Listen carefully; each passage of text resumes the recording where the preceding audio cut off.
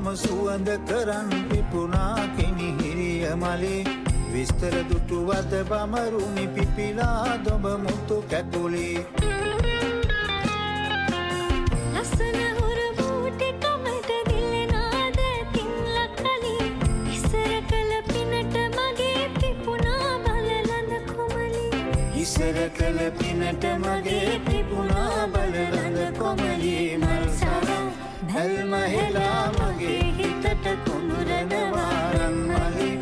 තක දමන් මල් වාරම් කියවෙනවා